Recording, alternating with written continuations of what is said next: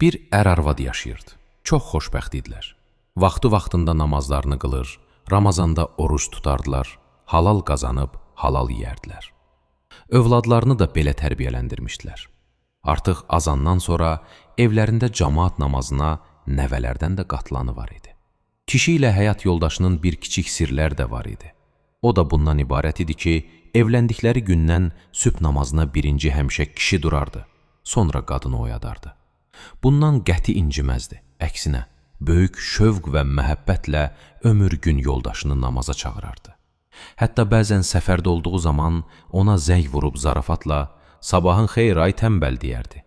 Hərdən də belə zarafat edərdi. "Deyirəm, bir gün mən olmasam, sən neyniyəcəksən? Sübh namazına səni kim çağıracaq?" Yoldaşı ilə aralarında daha sonra belə diyaloq yaranardı. "Xeyr olsun, niyə? Hara gedirsən ki? Axı bu dünyaya bir dəfə gələn, bir dəfə də gedəcək.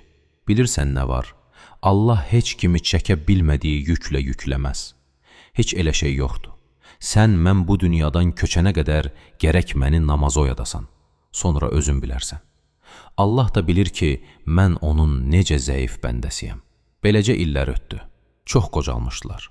Artıq qadın əvvəlki tək şux cavab verə bilmirdi kişinin zarafatlarına. Kövrəlirdi, qəhərlənirdi.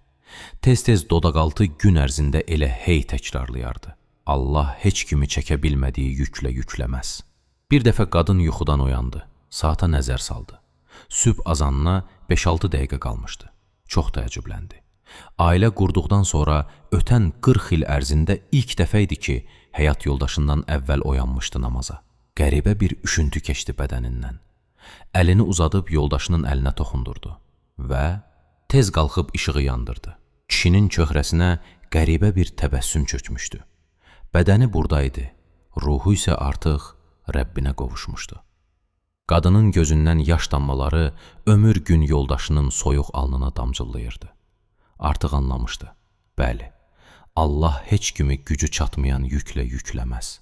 Bugün ilk dəfə idi ki, o namaza özü qalxdı. Artıq yolun qalan hissəsini tək özü keçməli idi. Sadiq həyat yoldaşına və Allahına qovuşana qədər.